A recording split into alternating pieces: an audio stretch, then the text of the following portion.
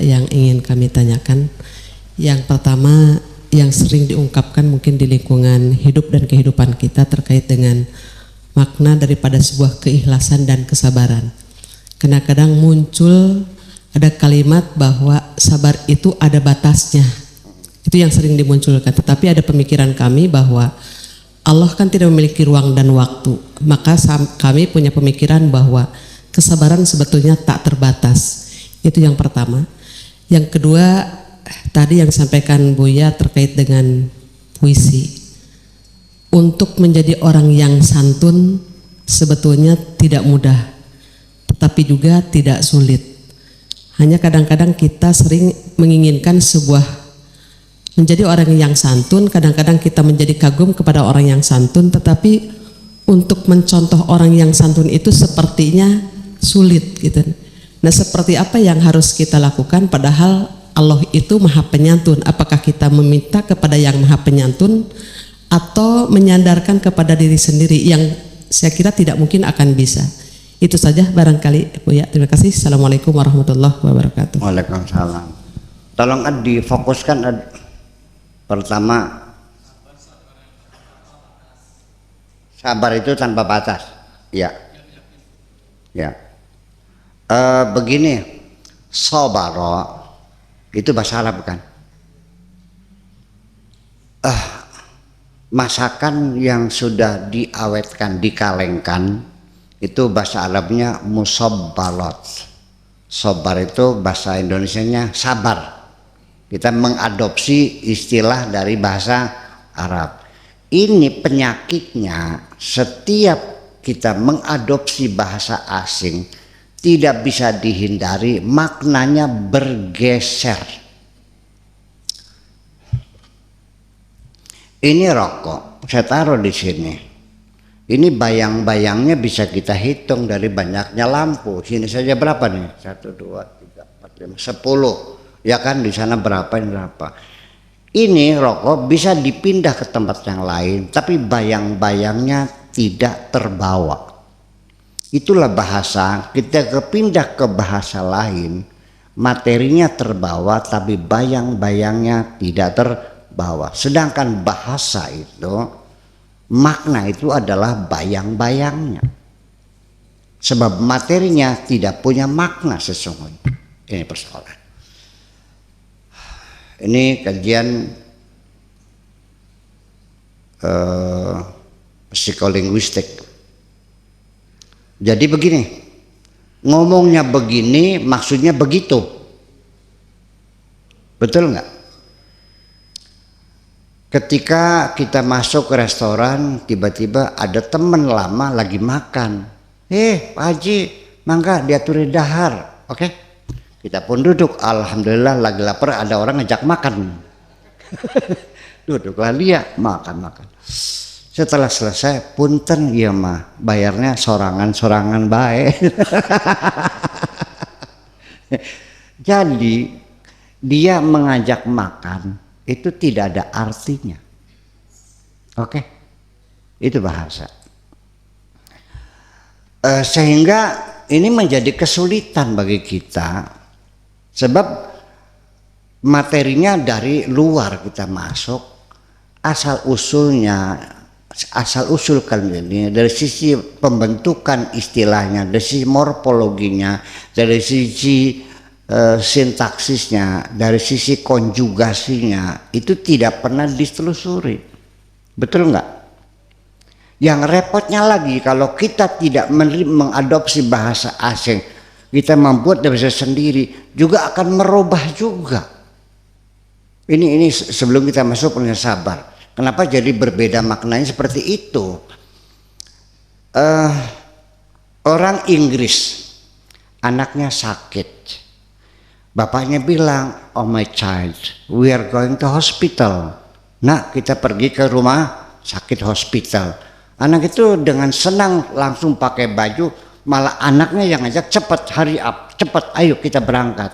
Karena dari pikiran kita mau diajak ke hospital, di mana hospitality itu perlakuan yang baik dan santun, betul nggak? Orang Arab anaknya sakit, hayya namshi ilal mustasfa, Mustasfa itu adalah dzaraf makan dari istasfa. Istasfa itu adalah wazannya istaf'ala, mendapat tambahan alif, sin dan ta. Asalnya syifa. Syifa itu sembuh. Jadi istasfa mencari sembuh. Mustasfa tempat orang mencari sembuh. Dia pun berangkat. Begitu di Indonesia, yuk ke rumah sakit, nangis dia. Jadi impresi awal dari terma itu akan memberikan kesan yang berbeda. Ini, paham? Dan rumah makan, rumah sakit. Setiap kalimat yang dipaksakan dengan menggunakan dua kata berarti pepadanya tidak ada. Betul nggak? Kita membuka baut yang 11,5, kuncinya nggak ada, adanya 11, 12, 13. Ini 11,5, pakai kunci berapa? 12, ditambah dengan apa? Obeng. Itulah makanya sering selek. Jadi itu seperti itu. Nah makanya sabar itu tidak terbatas. Ini begini, bahwa sabar itu tidak terbatas karena dia anti bakteri, anti virus. Dia akan bisa bertahan selamanya. Itu aslinya. Kenapa makanya innallaha ma'as sabirin? Allah selalu bersama orang-orang yang sabar. Allah ada batasnya enggak? Tidak mungkin sabar itu ada batasnya. Kalau ada batasnya tidak mungkin akan selamanya bersama Allah. Karena Allah tidak terbatas.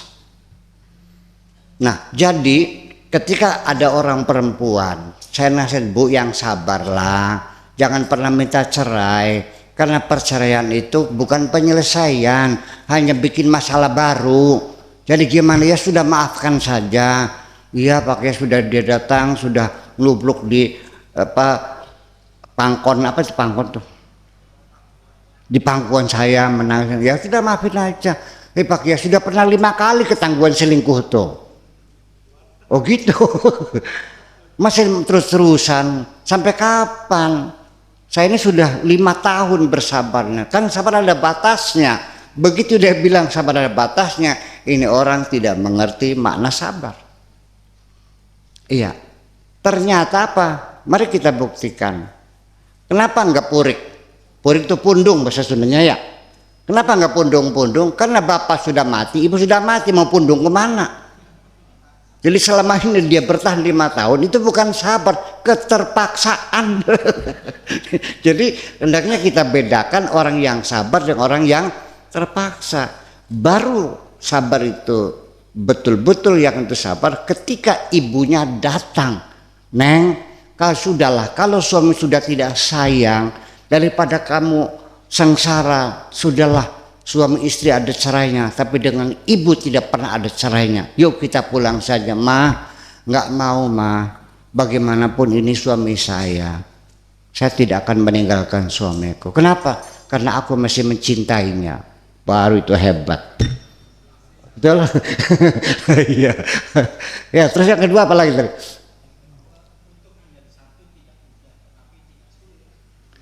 Oh iya, memang iya Bu. Begini, dalam sajak ini orangnya pinter Bu. Jadi saya katakan akan mudah mendidik kamu santun karena orangnya pinter. Tapi kalau orangnya goblok sulit. Jadi kalau orang pinter mudah. Kalau orangnya goblok sulit. Makanya Nabi Isa mengatakan buta mata, sakit mata asli bisa kusembuhkan, bisa melihat, mati bisa kuhidupkan, sakit lepra bisa kusembuhkan seizin Allah. Yang paling sulit mengobati penyakit goblok bertahun-tahun. Jadi ya gampang angel kan gitu. Gampang kalau orangnya pinter, susah juga kalau orangnya goblok. Saya saja dalam menghadapi banyak sering pasien yang depresi ya. Dulu kita sering merawat orang-orang gila ya dulu. Tapi sekarang udah enggak lagi karena saya capek. Lelah mudah-mudahan. Dulu banyak. Sebelum banyak santri ini orang gila dulu. Iya. Nah setelah sembuh rupanya dia pikir ini Pak Dukun pinter ngaji juga rupanya. Lalu menitipkan anaknya, ponakannya, lalu akhirnya jadi pesantren inilah gitu. Nah itu ketika si pasien ini educated, lebih mudah kita. Apalagi keluarganya juga keluarga yang educated. Tapi kalau uneducated, tidak berpendidikan, susah. Mau ngomong apa sayanya? Saya melakukan diagnosa tentang di mana sumber penderitaan dia. Disangkanya kita lagi mengorek rahasia, coba. Ya kan? Sampai pernah saya mengalami ini orang depresi berat. Ibu bapaknya tidak bisa bercerita dengan sesungguhnya. Sulit sampai 3 bulan tanpa kesimpulan. Akhirnya saya kumpulkan semua ocehan-ocehan dia, sambil nangis, sambil ketawa, semua saya rekam semuanya. Akhirnya saya simpulkan bahwa ini anak perempuan pernah diperkosa oleh bapaknya sendiri. Obatnya gimana? Saya katakan mulai hari ini kamu tidak punya bapak dan jangan pulang ke sana lagi. Itu musuh kamu. Pergi sana yang jauh. Jangan kembali. Ini duitnya, sana pergi. Sembuh kok. Nah ini kan persoalan dari mana kita bisa tahu. Nah itulah makanya seperti Sigmund Freud itu memberikan satu metodologi untuk melakukan diagnosa menggunakan free association namanya. Nah ini tidak mudah, perlu jam terbang panjang semacam itu. Paham nggak kira-kira? Nah ketika yang pasien itu sarjana, ya kan gitu, terus bapaknya profesor atau juga pegawai negeri, di rumahnya ada komputer, ada mobil, ada majalah, ada koran, ya gampang. Tapi kalau rumahnya hanya ada cangkul, tanahnya rumah, lantainya masih tanah, gubuk pagarnya pada bolong semuanya, bingung saya bagaimana membatasi. Ya, karena dia tidak akan menceritakan sebenarnya. Itulah kira-kira jadi apa namanya, menjadi kesulitan. Nah, ketika mengajak orang santun, kalau orang pintar pakai logika sajalah, dia akan sadar. Ketika Anda mulutmu kasar, hatimu keras, Anda akan ditinggalkan oleh teman-temanmu, lalu Anda akan diabaikan oleh siapapun. Mana ada orang yang suka bergaul dengan mulut yang kasar seperti itu? Semua orang juga pengen dihargai kok. Adakah orang yang tidak suka dihormati? Semua orang dihormati. Anda jangan menuntut dihormati oleh orang. Mulai sajalah dari dirimu sendiri, hormati dulu orang lain. Nggak mungkin Anda dihormati orang kalau Anda tidak pernah hormat kepada orang. Ketika Anda menghormati orang, hakikatnya Anda menghormati dirinya sendiri. Dengan kalimat motivasi semacam ini, orang cerdas bisa pintar, besoknya jadi santun kok. Tapi kalau SD nggak tamat, gimana sih ngomongnya? Non, ya menjadi sulit makanya. Jadi itulah makanya dalam beragama pun, bisanya kita paham agama, bisa mengimplement agama, satu persyaratannya lu harus cerdas dulu. Makanya sebelum sholat, sebelum puasa, sebelum ibadah yang lainnya, pertama-tama kali kewajiban membaca, kewajiban belajar. Iqra bismi rabbikal ladzi khalaq. Tanpa tingkat intelektual itu saya membadai, pemahaman agama tidak akan selesai. Setuju nggak begitu? Ya iya dong. Termasuk di sini sistem apapun yang kita ciptakan, undang-undang apapun yang kita buat, produk DPR berapa banyak undang-undang, tetapi ketika tingkat intelektualitas bangsa ini masih rendah, percayalah macet semuanya. Jadi lebih baik daripada kita membuat sistem untuk mereka ketika intelektualitas mereka masih rendah, masih mending kita tingkatkan intelektualitas anak bangsa ini. Nanti mereka sendiri akan membuat sistem yang sesuai dengan tingkat intelektualitasnya. Ya gitu dong, betul nggak? Dulu ketika zaman primitif nenek moyang kita di hutan, hanya ada kepala suku. Ada undang-undang dasar enggak? Ada peraturan enggak? Ada juklak enggak? Ada juknis enggak? Ada pelatihan enggak? Cukup kepala suku, tunjuk-tunjuk, kamu berburu, kamu masak, kamu jaga rumah, juga kebersihan, selesai kok. Betul enggak? Dengan kebersamaan saja selesai semua persoalan. Ini persoalan. Nah, jadi memang tujuan awal Islam dibangun sendiri adalah dengan kebersamaan sebetulnya mah. Teorinya nggak tinggi-tinggi, makanya itulah kalimatul tauhid, itu mananya kata persatuan. Kalimat itu kata, tauhid itu persatuan. Tauhid itu adalah masdar dari bentuk konjugasi wahada yuwahidu tauhidan, mananya mempersatukan. Jadi kalimat tauhid kata persatuan. Orang kalau sudah bersatu merasa senasir sepenanggungan, saya kira masing-masing akan. Nah, nanti di penghujungnya yang diperlukan nanti bukan hanya kecerdasan individual, tapi kecerdasan kolektif ke depan itu akan lebih menentukan daripada kecerdasan individual. Ternyata kecerdasan bangsa Yahudi yang individual bisa dikalahkan oleh kecerdasan kolektif Jepang. Jepang gak pinter kok, tapi dia punya kecerdasan kolektif. Apa bedanya? Kecerdasan individual itu tidak sama dengan kecerdasan kolektif. Salah satu cirinya kecerdasan kolektif adalah ketika mereka berebut fungsi, bukan berebut posisi. Paham nggak? Orang Jepang 10 goblok kumpul dan jadi pinter semuanya.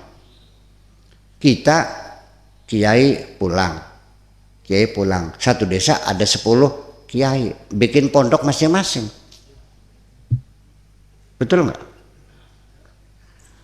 Tetapi dokter itu punya kecerdasan kolektif karena mungkin dari sistem belajar anatomi, ya kan gitu, yang saling terkait, ilmu faal, ilmu anatomi. Artinya tidak ada satu organ tubuh pun kecuali terkait dengan yang lainnya, akan membentuk pemikiran bahwa kebersamaan diperlukan. Sehingga ketika ada dokter pulang kampung, ada 10 dokter bikin rumah sakit, betul nggak?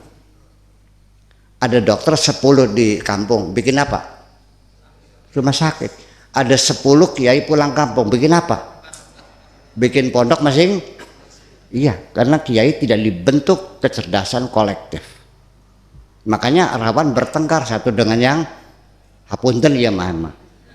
Punten aja. Ya artinya itu kan saya pendapat, bisa salah bisa bener kan? Bisa salah nggak? Bisa. Makanya jadi kalau ada nggak setuju boleh, nggak apa-apa. Dan kita siap berbeda pendapat. Betul nggak? Saya tidak menyalahkan Anda juga tidak menyalahkan saya. Biarkan berbeda pendapat, tidak perlu bertengkar. Justru semakin banyak pendapat berbeda-beda, dunia semakin ramai, semakin nyaman gitu.